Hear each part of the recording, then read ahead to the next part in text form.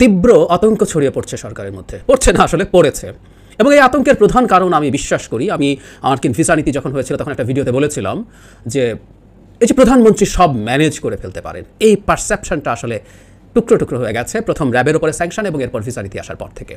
মানে উনি আসলে আর ম্যানেজ করে উঠতে পারছেন না। মাননীয় শিক্ষামন্ত্রী, আপনি বুঝতে পারতেছেন আপনার জায়গাটা যদি এত নড়বড় হয়ে যায়, আপনারা আপনার আত্মীয় স্বজনরা বুদ্ধি করে 359 কোটি বাংলাদেশের মানুষের কাছ থেকে নিয়ে যেতে চাচ্ছিলেন।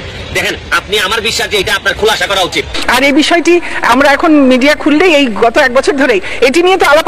মার্কিন মানবাধিকার রিপোর্ট এবং খালেদা জিয়ার প্রসঙ্গ নিয়ে যে বক্তব্য দিয়েছে মার্কিন যুক্তরাষ্ট্রের তরফ থেকে, সেটি নিয়ে সম্ভবত সরকারকে যথেষ্ট চিন্তায় ফেলেছে, বেকায়দায় পড়ছে। ভাই, ব্যারিস্টার সুমনের সাহস কি দেখেন! সংসদে যেই বক্তব্যটা আসছে নিউজ বাংলা ইউটিউব চ্যানেলের পক্ষ থেকে, যে শিক্ষামন্ত্রী দীপু মনিকে কি পরিমাণ সাহস নিয়ে মানে সংসদে এরকম যে আপনার পরিবার চোর টোর, ভাই আমি নিজেই আশ্চর্য। তবে ভিডিওটার মধ্যে একটা রহস্য আছে। আপনি যদি আমাকে দেখাতে পারেন এই যে কথাটি বলছেন, বাংলার মানুষ মারা গেছে না খেয়ে এবং কেউ না খেয়ে আছে। আমার বাসা, আমি লালমাটি এরিয়াতে থাকি, আমি ধানমন্ডি এরিয়াতে থাকি। আপনাকে আমি আমন্ত্রণ করব যে আপনি আমাকে নিয়ে আসবেন যে না খেয়ে মানুষ মারা গিয়েছে। নাম্বার 1, দৈনিক দেশ রূপান্তরের পত্রিকার একটা রেফারেন্স, জাস্ট একটা দিচ্ছি, আর অনেকগুলো রেফারেন্স আছে, যে ঠিকমতো খাবার দিতে না পারায় খাবারের অভাবে বাবা ছেলের আত্মহত্যা। এই দেখুন, এই যে প্রতারক সরকার প্রতিনিয়ত জনগণের সাথে প্রতারণা করে যাচ্ছে, প্রতিনিয়ত। এই যে রিপন সাহেব সুন্দরভাবে বললেন। আসসালামু আলাইকুম দর্শক, আজকের গুরুত্বপূর্ণ সংবাদে আপনাকে স্বাগতম। দর্শক, আমেরিকা খালেদা জিয়ার পক্ষে অবস্থান করায় ঘাবড়ে গেল সরকার। কারণ খালেদা জিয়া প্রসঙ্গে মার্কিন স্টেট ডিপার্টমেন্ট যে বিবৃতি দিয়েছে, তাতে করে সরকার গভীর চিন্তা এবং বেকায়দায় পড়ে গিয়েছে, যার কারণে তার উত্তর দিতে 2 দিন বিলম্ব হলো। এবং সেই উত্তরে কি বলেছে সরকার, তা আজকের নিউজটি দেখলেই জানতে পারবেন।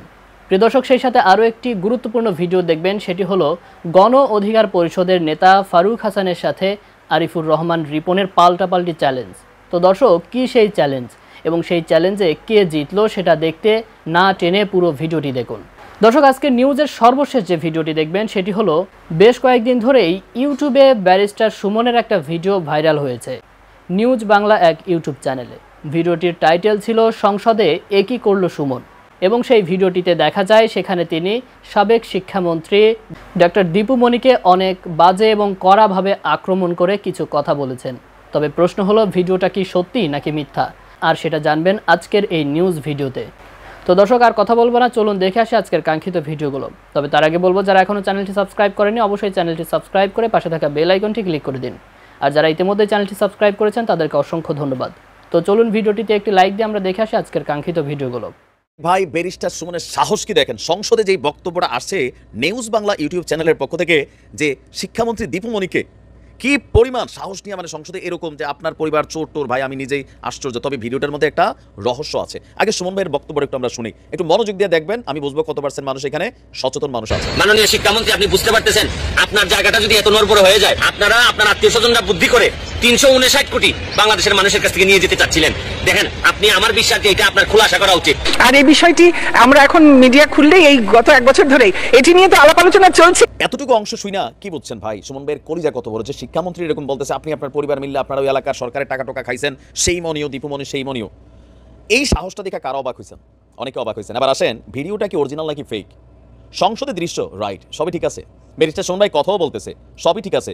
এখন প্রথম প্রশ্ন হচ্ছে, নিউজ বাংলা নামক যে চ্যানেলটা এই ভিডিওটা প্রকাশ করছে 3 দিন আগে, এখন বর্তমানে বাংলাদেশের শিক্ষামন্ত্রীকে দীপু মনিকে শিক্ষামন্ত্রী, এই ভিডিওটা কয়েক হাজার মানে 20-25 হাজার শেয়ার করছেন। আপনারা একটু মাথায় নর্মালি ঘিলু রাখা উচিত ছিল যে এই প্রথমবারই সংসদে ব্যারিস্টার সুমন গেছে, নাকি এর আগে ছিল? যখন শিক্ষামন্ত্রী ছিলেন আমাদের দীপু মনি, তখন কি ব্যারিস্টার সুমন সংসদে গেছে? যায় নাই।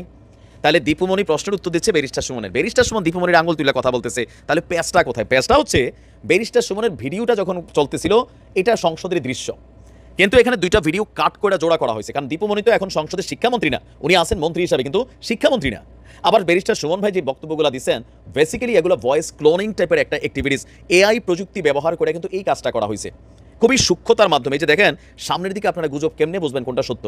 সোজা হিসাব, এখন শিক্ষামন্ত্রী হচ্ছে নওফেল সাহেব চট্টগ্রামের শিক্ষামন্ত্রী, এখন কিন্তু দীপু মনি না। আর দীপু মনি যখন শিক্ষামন্ত্রী ছিলেন তখন আবার সংসদে ব্যারিস্টার সুমন ছিল না। আমি কি বিষয়টা ক্লিয়ার বুঝাতে পারছি? যে এখানে যে ইউটিউব চ্যানেলটা আসলে এদের কারণে মানুষের আমাদের প্রতি কিন্তু সন্দেহ হয় যে আরে দূর, এরা তো এরকম বাটপাইরা নিউজ করে, কাটিং পিস। তো আমার মনে হয় যে এই টাইপের চ্যানেলগুলো বড় ভয়াবহ, সমাজের মধ্যে উস্কানি অনেক ধরনের। এরা দেখলাম কালকে আরেকটা চ্যানেলে যে শত শত মুসল্লিরা যাচ্ছে একটা মানববন্ধন, এটা নিয়ে ফরিদপুরের ঘটনার সাথে জোড়া দিছে। ঘটনা সেখানে হয়েছে একটু, কিন্তু এগুলো যেভাবে প্রমোট করা হয় সোশ্যাল মিডিয়াতে বিভিন্ন উদ্দেশ্যে, এদের বিরুদ্ধে সরকারের উচিত, সাইবার ক্রাইম টিমের উচিত যথাযথ ব্যবস্থা নেওয়া, কারণ এই রকমের ঘটনা সমাজে বিশৃঙ্খলা ঘটাবে। সুমন ভাই এই কথা বলে নাই, আর দীপুমন্ত্রীও, মানে এই কথাটা ভয়েস ক্লোনিং এআই এর মাধ্যমে হোক, এই বক্তব্যটা আপনি দেখবেন মুখের সাথে কথার মিল নাই, না হলে ভিডিওটা আবার দেখে নেন। মার্কিন মানবাধিকার রিপোর্ট এবং খালেদা জিয়ার প্রসঙ্গ নিয়ে যে বক্তব্য দিয়েছে মার্কিন যুক্তরাষ্ট্রের তরফ থেকে, সেটি নিয়ে সম্ভবত সরকারকে যথেষ্ট চিন্তায় ফেলেছে, বেকায়দায় পড়েছে। যার কারণে তাদের পক্ষ থেকে যেই উত্তর, সেই উত্তরটা দুদিন বিলম্বে এসছে। খালেদা জিয়ার বিষয়টি তারা সামনে আনতে চাননি, পরে এনেছেন। যে তারা বলার চেষ্টা করেছে যে না, তিনি গৃহবন্দী নন, নির্বাহী আদেশে খালেদা জিয়ার সাজা স্থগিত করা হয়েছে। অর্থাৎ একটা নরম সুরে তারা বক্তব্য দিয়েছে। তাও প্রথম যেই ব্যাখ্যাটা তারা দিয়েছে, সেখানে খালেদা জিয়ার প্রসঙ্গটা ছিল না, তারা পরে সংশোধিত একটা সংযোজনী বক্তব্যে এটি সামনে এনেছে। আবার অন্যদিকে পররাষ্ট্র মন্ত্রণালয় ব্রিফিং করেছে, স্বাভাবিকভাবেই প্রশ্নোত্তর পর্ব থাকে, কিন্তু এই নিয়ে তারা কোনো প্রশ্ন করে উত্তর দেয়নি। মানে অর্থাৎ প্রশ্নোত্তর পর্ব ছিল না, সাংবাদিকদের প্রশ্ন করার সুযোগ ছিল না, শুধুমাত্র তারা বক্তব্য দিয়েছে। তারা বোঝানোর চেষ্টা করেছে যে মার্কিন যুক্তরাষ্ট্রের মানবাধিকার রিপোর্টে যে প্রসঙ্গটা টানা হয়েছে, বিশেষ করে বিরোধী দলের দমন পীড়নের ক্ষেত্রে, সেটি সত্য নয়। রিপোর্টে বলা হয়েছে যে নির্বাহী আদেশে খালেদা জিয়ার সাজা স্থগিত করা হয়েছে। এটি হচ্ছে মার্কিন রিপোর্ট নিয়ে পররাষ্ট্র মন্ত্রণালয়ের ব্যাখ্যা। সাবেক প্রধানমন্ত্রী ও বিএনপি চেয়ারপারসন বেগম খালেদা জিয়া গৃহবন্দী রয়েছেন মর্মে মার্কিন যুক্তরাষ্ট্রের সর্বশেষ মানবাধিকার রিপোর্টে যা দাবি করা হয়েছে তার নাকচ করেছে বাংলাদেশ সরকার। গতকাল সেগুনবাগিচায় 2 দফা ব্রিফিং করে মার্কিন মানবাধিকার রিপোর্ট 2023-এর অসঙ্গতি তুলে ধরেন পররাষ্ট্র মন্ত্রণালয়ের মুখপাত্র সেহেলি সাবরিন। তার মানে চিন্তা করেন যে একটা ব্রিফিং তাদের 2 দফা করতেছে, মানে এক ধরনের অস্থিরতা বা তারা কি করবে না করবে একটা মানে মানে খুব দিশা তারা পাচ্ছিল না, যার কারণেই এই ধরনের এক ধরনের অস্থিরতা তাদের মধ্যে। ওই মুখপাত্রের সঙ্গে ছিলেন পররাষ্ট্র মন্ত্রণালয়ের উত্তর আমেরিকা অনুবিভাগের মহাপরিচালক খন্দকার মাসুদুল আলম সহ জনকূটনীতি বিভাগের জ্যেষ্ঠ কর্মকর্তারা। বিকেল 3টার পূর্বে ঘোষিত ব্রিফিংয়ে খালেদা জিয়াকে গৃহবন্দী করে রাখা হয়েছে মর্মে যে দাবি করা হয়েছে তা নিয়ে কোনো কথা বলেনি মন্ত্রণালয় প্রথম দফায়, মানে 3টার আগে, বিকাল 3টার আগে। ব্রিফিং শেষে এই নিয়ে লিখিত যে বার্তা শেয়ার করা হয় তাতেও খালেদা জিয়ার প্রসঙ্গটি ছিল না। অবশ্য পরক্ষণেই সংশোধিত বার্তা প্রচার করে পররাষ্ট্র মন্ত্রণালয় এবং দ্বিতীয় দফা ব্রিফিং করে মুখপাত্র এবং তার টিম ক্যামেরার সামনে সংযোজিত বক্তব্যটি পড়ে শোনান। তবে তিনি এদিন মার্কিন রিপোর্ট বা কোনো বিষয়ে কোনো প্রশ্ন নিতে রাজি হয়নি। গণমাধ্যমকে দেয়া প্রতিক্রিয়ায় সোহেলি বলেন, যুক্তরাষ্ট্রের স্টেট ডিপার্টমেন্ট থেকে প্রকাশিত মানবাধিকার পরিস্থিতি প্রতিবেদনে 2023-এ তথ্যের অসঙ্গতি আছে বলে মনে করে সরকার। পররাষ্ট্র মন্ত্রণালয়ের বিবেচনায় ভুল তথ্যের ভিত্তিতে ওই প্রতিবেদন তৈরি করা হয়েছে এবং সেখানে সরকারের ভালো কাজের স্বীকৃতি দেওয়া হয়নি। রিপোর্ট প্রকাশের 2 দিন পর আনুষ্ঠানিক প্রতিক্রিয়া দিল পররাষ্ট্র মন্ত্রণালয়। এতে বোঝা যায় সরকারের মধ্যে এক ধরনের অস্থিরতা, যে মার্কিন রিপোর্টকে তারা কিভাবে চ্যালেঞ্জ করবে। তারা বলছে ব্যাখ্যায় যে আমরা যতই চেষ্টা করি না কেন, পৃথিবীর কোথাও মানবাধিকার পরিস্থিতি শতভাগ নির্ভুল নয়। বাংলাদেশ সরকার দেশের জনগণের মানবাধিকার পরিস্থিতি সমুন্নত রাখার আপ্রাণ চেষ্টা করছে। যাক, এসব কথাবার্তা বলছেন। পরে মার্কিন বলছেন যে বিএনপি নেত্রী খালেদা জিয়া গৃহবন্দী, কিন্তু বাস্তবতা হচ্ছে তিনি একজন দোষী ব্যক্তি এবং নির্বাহী আদেশে তার সাজা স্থগিত করা হয়েছে। এইসব কথাবার্তা তারপর অতিরিক্ত শক্তি প্রদর্শন করা হয়েছে বলে বলা হচ্ছে ওই রিপোর্টে। সেখানে বলা হচ্ছে বিএনপি ও তাদের রাজনৈতিক সহযোগীরা ভাঙচুর ও সহিংসতা করেছে এবং সেটি উল্লেখ করতে ব্যর্থ হয়েছে। কিন্তু সবচেয়ে বড় কথা হলো, এরকম ব্রিফিংয়ে প্রশ্নোত্তর পর্ব থাকবে না কেন? এই রিপোর্টের আরও অনেকগুলো অংশ আছে, যে অংশগুলো নিয়ে সাংবাদিকরা প্রশ্ন করতে পারত, কিন্তু সেই সুযোগটা দিইনি। একতরফা একটা বক্তব্য দিয়ে গেছে। আমরা মার্কিন পররাষ্ট্র মন্ত্রণালয় যদি ব্রিফিং দেখি বা ভারতের, সেখানে তো প্রশ্নোত্তর পর্ব থাকে, কিন্তু এখানে প্রশ্নোত্তর পর্ব নেই। আপনি যদি আমাকে দেখাতে পারেন, এই যে কথাটি বলছেন, বাংলার মানুষ মারা গেছে না খেয়ে, এবং কেউ না খেয়ে আছে। আমার বাসা, আমি লালমাটি এরিয়ায় থাকি, আমি ধানমন্ডি এরিয়াতে থাকি।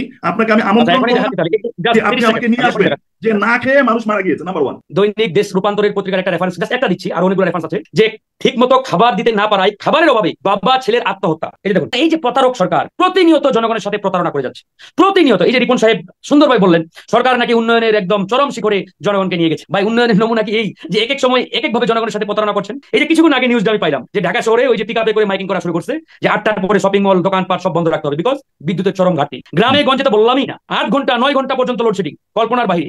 সারা বাংলাদেশকে আওয়ামী লীগ জাহান্নাম বানিয়ে দিয়েছে। এখন আমি তো এনাদেরকে পলিটিক্যাল হকার বলি, কারণ আগে গ্রামে গঞ্জে এরকম হকাররা ওই যে টুথপেস্ট এগুলো সব বিক্রি করতো। এখন ওনারাও পলিটিক্যাল হকার হয়েছে, কারণ জনগণের যে পালস এবং কোন ওয়াজটা কখন বলতে হবে, শীতকালের ওয়াজ গরমকালে করে ফেলছেন, গরমকালের ওয়াজ শীতকালে করে ফেলছেন। ওনারা বুঝতে পারছেন না বাংলাদেশের মানুষ এখন কতটি স্বশিক্ষিত হয়েছেন এবং যে পরিমাণ ডিজিটালাইজেশন হয়েছে, কোনো তথ্য এখন আর গ্যাপ থাকছে না। সম্ভবত গত কালকে না পরশুদিন, মানে আপনারা পেপার পত্রিকায় দেখছেন যে বাংলাদেশে মানে রেকর্ড পরিমাণ বিদ্যুৎ উৎপাদন করেছে সরকার, এরকম একটা নিউজ সম্ভবত কালকে না পরশুদিন এই পত্রিকায় আমি দেখলাম। আজকে দেখেন 25 এপ্রিল, আজকে মাইকিং করছে ঢাকা শহরে। এই যে এটা আপনার আরটিভিতে আসছে যে রাত 8টার পর থেকে মার্কেট, দোকানপাট বন্ধ করতে মাইকিং, না মানলে সরকার ব্যবস্থা নেবে। কেন? কারণ বিদ্যুতের যে ঘাটতি, এটা যাতে কিছুটা ব্যাকআপ দেওয়া যায়। তার মানে এই যে প্রতারক সরকার প্রতিনিয়ত জনগণের সাথে প্রতারণা করে যাচ্ছে। প্রতিনিয়ত এই যে রিপন সাহেব সুন্দরভাবে বললেন সরকার নাকি উন্নয়নের একদম চরম শিখরে জনগণকে নিয়ে গেছে। ভাই উন্নয়নের নমুনা কি এই যে এক এক সময় এক এক ভাবে জনগণের সাথে প্রতারণা করছেন? এই যে কিছুক্ষণ আগে নিউজটা আমি পাইলাম যে ঢাকা শহরে ওই যে পিকআপে করে মাইকিং করা শুরু করছে যে 8টার পরে শপিং মল দোকানপাট সব বন্ধ রাখতে হবে, বিকজ বিদ্যুতের চরম ঘাটতি। গ্রামে গঞ্জে তো বললামই না, 8 ঘন্টা 9 ঘন্টা পর্যন্ত লোডশেডিং, কল্পনার বাইরে। সারা বাংলাদেশকে আওয়ামী লীগ জাহান্নাম বানিয়ে দিয়েছে। আর আওয়ামী লীগ বলে এটা নাকি বেহেশতের কি বলে আপনার ওই জান্নাতুল ফেরদাউসের তাদের মানে আড়ম্বরপূর্ণ একটা জায়গা। সেটা অবশ্য আওয়ামী লীগের জন্য, জনগণের জন্য নয়। জনগণের জন্য এটা একটা জাহান্নামের টুকরা আওয়ামী লীগ তৈরি করেছে ইতিমধ্যে। এবং আওয়ামী লীগের নেতা কর্মী যারা তাদের জন্য অবশ্যই জান্নাত, কারণ তারা এই কষ্ট দুঃখ জনগণের দুর্দশা ন্যূনতম জানে না। এই যে সারা বাংলাদেশে মানুষ কি পরিমাণ কষ্টে আছে আওয়ামী লীগ যদি তার ছিটে ফোটাও জানতো, আর জানার প্রয়োজন মনে করে না। কারণ যখন তারা ভোটাধিকারের প্রয়োজন মনে করে, ভোটের প্রয়োজন মনে করে, তখন জনগণের দুঃখ কষ্টগুলো নিয়ে চিন্তা করে। মানে আমি না এখন গরমের ব্যাপারে কি এটাকেও আপনার কোন ধরনের ডিফার করার আজকে এসবি সাহেব বলেছে তো, ওই জন্য ওনার নেতা তো বলেছেন যে গরম নাকি আওয়ামী লীগ নিয়ে আসছে আর কি। যাই হোক আমি বলি ফারুক, হ্যাঁ গরম নিয়ে আসার পিছনে আওয়ামী লীগ অনেকাংশে দায়ী ভাইজান। আমি দেখাটা দেই, আজকে বাংলাদেশে এই যে আপার টেম্পারেচার, এই যে মানে যে ধরনের মানে গরম আমরা আজকে ভোগ করছি, কেন আজকে বাংলাদেশের প্রায় উত্তরাঞ্চল মরুভূমিতে পরিণত হয়েছে? বিকজ এই দীর্ঘ 15 বছরে, শুধু 15 বছর না, তার আগে আওয়ামী লীগ যে কয়টা ট্রামে ছিল ক্ষমতায়, আমাদের যে অভিন্ন 54টি নদী, এই 54টি নদী ভারত বাঁধ দিয়ে কিভাবে আমাদের পানি ব্যবহার করেছে, পুরো বাংলাদেশের অর্ধেক অঞ্চলকে তারা মরুভূমিতে পরিণত করেছে। কারণ বাংলাদেশের সরকার ভারতের সাথে কূটনীতিক যুদ্ধে আজ পর্যন্ত ছিটে ফোটাও আদায় করতে পারে নাই। বরঞ্চ এই আওয়ামী সরকার ইন্ডিয়াকে ফোন করে বলে, দাদা 100 টন ইলিশ পাঠিয়েছি, আরো লাগলে জানায়েন, পাঠিয়ে দেবো, এরকম একটা অবস্থা। আপনাদের এই দামি পররাষ্ট্রমন্ত্রী বলেছিল স্বামী স্ত্রীর সম্পর্ক, যখন স্বামী স্ত্রীর সম্পর্ক তৈরি হয় দুটি দেশের মধ্যে, তখন এটা আর কূটনীতিক পর্যায়ে থাকে না, এটা আসলে কোন পর্যায়ে যায় এটা আপনার নেত্রী ভালো জানে। আজকে বাংলাদেশে এই যে টেম্পারেচার বৃদ্ধি, এটা অনেকাংশে আওয়ামী লীগ দায়ী। কারণ আওয়ামী লীগের কারণে ভারত আজকে বাংলাদেশকে মরুভূমিতে পরিণত করেছে। আজকে যদি এখানে সত্যিকার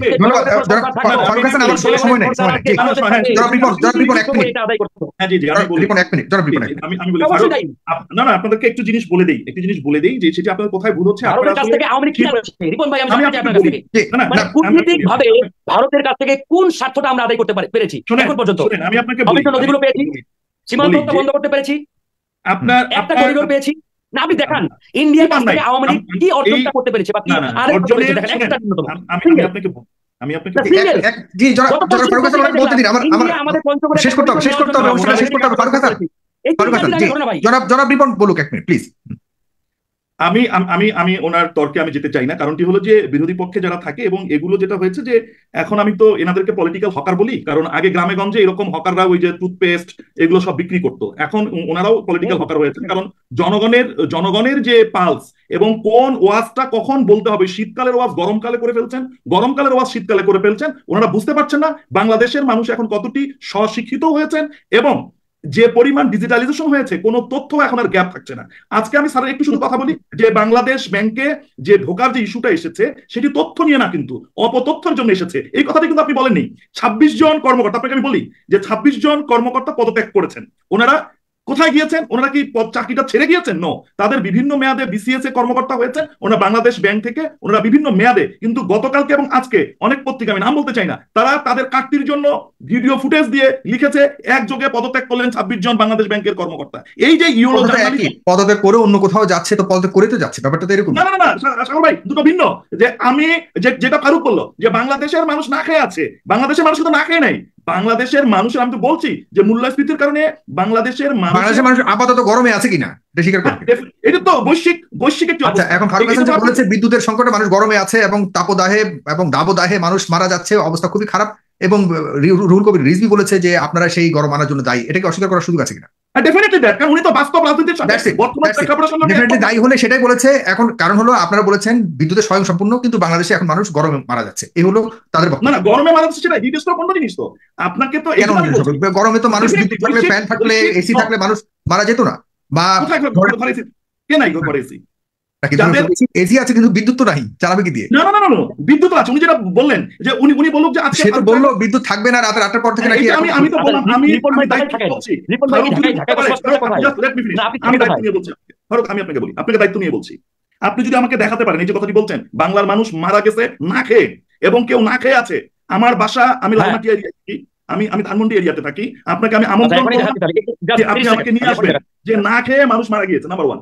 নাম্বার 2 হয়েছে বিদ্যুৎ উৎপাদনে যে টেম্পারেচার, গতকালকে আমার গাড়ি রাস্তায় আটকে পড়েছে, কারণ কি অনেক হিট হয়ে গিয়েছে। তার মানে এটি বাস্তবতা। এখন আপনি যদি বলেন যে গাড়ি তাহলে খারাপ, গাড়ি নষ্ট হয়ে গেছে, তেল ঠিক নাই, সেটি ভিন্ন প্রসঙ্গ, আপনি বলতেই পারেন। কিন্তু আমাদের বৈশ্বিক যে অবস্থা, বর্তমান প্রেক্ষাপট যেটি, সেই বাস্তবতাটাও আপনাকে মেনে নিতে হবে। রিপন সাহেব চ্যালেঞ্জ করলেন, খাবার অভাবে বাংলাদেশে কেউ মারা যায় নাই, চ্যালেঞ্জ ওনার, মানে আওয়ামী লীগের শাসন আমলে। এই যে ওনার চ্যালেঞ্জ গ্রহণ করে আমি দৈনিক দেশ রূপান্তরের পত্রিকার একটা রেফারেন্স, জাস্ট একটা দিচ্ছি, আর অনেকগুলো রেফারেন্স আছে, যে ঠিক মতো খাবার দিতে না পারায় খাবারের অভাবে বাবা ছেলের আত্মহত্যা। এই দেখুন। ওকে, তার মানে এই রেফারেন্স যদি কোনো কিছুতে আপনি পাঠাবেন ওনাকে, অবশ্যই। ধন্যবাদ। প্রিয় দর্শক, আমি আশা করছি আজকের ভিডিওগুলো আপনি খুব মনোযোগ দিয়ে দেখেছেন এবং এই ভিডিও সম্পর্কিত যদি কোনো তথ্য বা মতামত থাকে তাহলে অবশ্যই কমেন্ট করে জানাবেন। আজকের মতো নিউজটি ছিল এটুকুই, ফিরছি আগামী ভিডিওতে নতুন কোনো টপিক নিয়ে। আল্লাহ হাফেজ।